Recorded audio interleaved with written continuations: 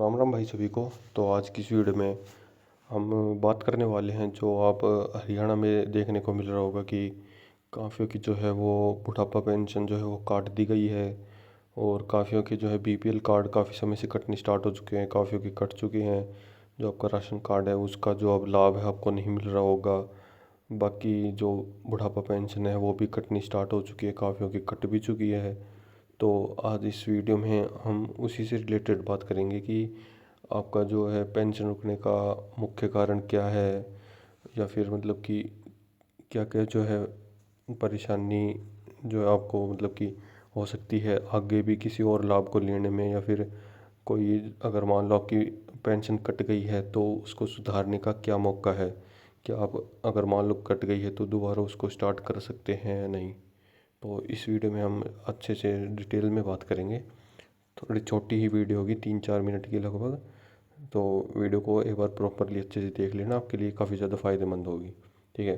देखो, लगभग कुछ महीनों से जो है ये हमारा समाज कल्याण विभाग है हरियाणा में, ये अच्छे से जांच कर रहा है। और ये जांच जो कर रहा है वो फैमिली आईडी के थ्रू कर रहा है। अब मतलब कि जांच जो चल रही है वो उसमें मेन तो जो है वो है वार्षिक आय से, मतलब कि जो एनुअली इनकम है ना आपकी फैमिली आईडी में। जैसे कि अगर मान लो आपने कितनी भी फैमिली आईडी में इनकम करवा रखी है, एक जो है दायरा सेलेक्ट किया गया है कि अगर इससे ऊपर है तो आपका जो है बुढ़ापा पेंशन काट दी गई है, बीपीएल राशन कार्ड काट दिए गए हैं, या फिर जो भी अन्य योजना है उनसे आपको बाहर कर दिए गए। देखो, लगभग अ, अगर हम पेंशन की बात करें बुढ़ापा पेंशन की, तो ये लगभग 70,000 से ज़्यादा की जो है लाभार्थियों की पेंशन को रोक दिया गया है हरियाणा सरकार द्वारा। ठीक है। और जो विभाग है वो परिवार पहचान पत्र के साथ रिकॉर्ड मिलान के दौरान, मतलब जो भी, या तो आपने किसी ने आयु में या तो थोड़ी गड़बड़ी कर रखी होगी, या फिर मतलब कि हो सकता है आपने जिससे फैमिली आईडी जो है एडिट वगैरह करवाई थी, बनवाई थी, जो भी था, तब उसने गलती से कुछ कर दिया होगा। या फिर कुछ भी, मतलब एक तो आयु से रिलेटेड समस्या आ रही है। ठीक है। और जो दूसरी समस्या वो है वार्षिक आय से। ठीक है। मतलब कि अगर वार्षिक आय और आयु में, पहले तो ये दोनों ही चीज़ें जांच जांच की जा रही है। मतलब पेंशन रोकने के ये दो मुख्य कारण ही हैं, एक तो आय और एक वार्षिक, एक तो वार्षिक आय और एक आयु। ठीक है। अब जो विभाग है वो चेक कर रहा है कि उम्र जो है लाभार्थी ने खुद ने ही गलत लिखवा रखी है या गलती से चढ़ाई गई है जो फैमिली आईडी में जो एज है। ठीक है। तो जांच में ये पाया गया है कि कई लाभार्थियों की जो वास्तविक आयु है वो 60 से कम है, जबकि उन्होंने मेडिकल सर्टिफिकेट के आधार पर पेंशन शुरू करवा ली थी। एक तो ये था। और जिन्होंने भी आयु सीमा का उल्लंघन, कई पेंशन धारकों की वार्षिक आय 3 लाख से अधिक पाई गई है, जो योजना की जो शर्तें हैं उनसे बाहर है। मतलब कि जो आपकी फैमिली इनकम है ना वो 3 लाख से कम होनी चाहिए। जितने भी आपके फैमिली आईडी में कैंडिडेट्स हैं तो उनकी जो फैमिली इनकम है वो 3 लाख से कम होनी चाहिए। अगर 3 लाख से कम है ना तो ही आप जो है बुढ़ापा पेंशन के लिए एलिजिबल है, वरना आपको पेंशन नहीं दी जाएगी। ठीक है। अब बात करें कि क्या कितने के कट चुके हैं और क्या क्या मतलब कि करना पड़ेगा आगे। तो पहले तो देखो 37,000 कुछ के बुढ़ापा पेंशन रोक दी गई थी, और अब ये जो अंक है मात्रा है ये बढ़कर 70,000 पर पहुंच चुकी है। मतलब 37,000 के पहले कटे, अब 70,000 के कट चुके हैं। देखो, अब इसको सुधारने का मौका क्या है। अगर आपकी फैमिली इनकम इतनी नहीं है, देखो अब तो वैसे तो खुद ही जो है सरकार फैमिली इनकम को तो वेरीफाई खुद ही कर रही है। जैसे कि किसी के पास फोर व्हीलर है जिसका, या फिर ये मैं रीज़न्स बता रहा हूँ कि फैमिली इनकम इनकम खुद ही वेरीफाई कैसे कर रही है सरकार, खुद ही बढ़ा रही है खुद ही घटा रही है।